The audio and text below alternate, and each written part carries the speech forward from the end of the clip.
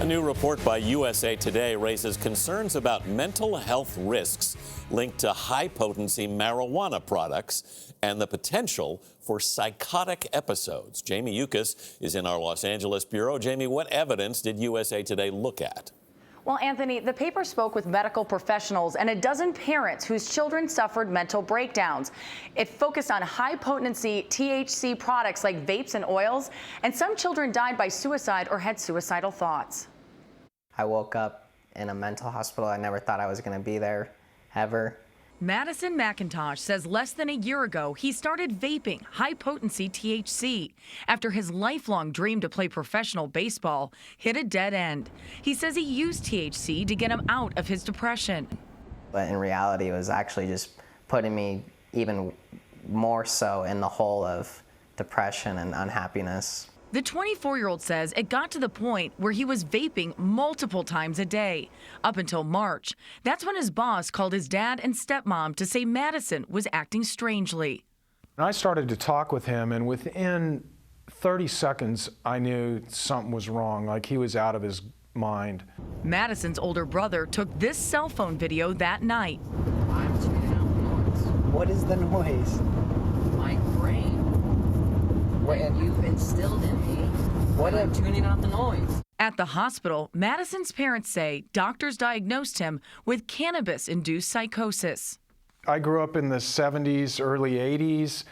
You never heard of cannabis-induced psychosis? What is that? I looked at a kid who had everything going for him, and I had to stare at him sitting on a hospital bed with a sheet and a pillow in this room, stark white. Jane O'Donnell co-authored the USA Today article titled in part, "Is Marijuana Linked to Psychosis?" In the 1980s, the marijuana that anybody that smoked marijuana was using often had far less than even 10% THC content.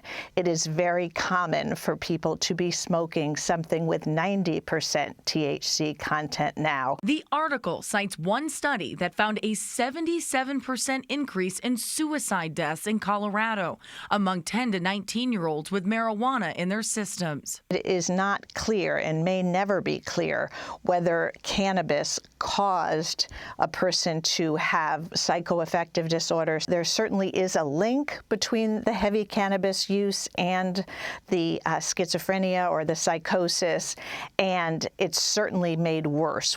UCLA professor Timothy Fong is an addiction specialist who studies cannabis.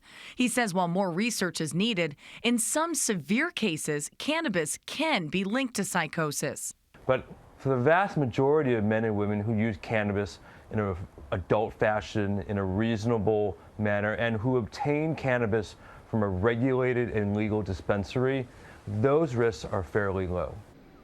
Now, we reached out to several marijuana advocacy groups for their response to the article. The group called NORML told us cannabis should not be viewed as a harmless substance.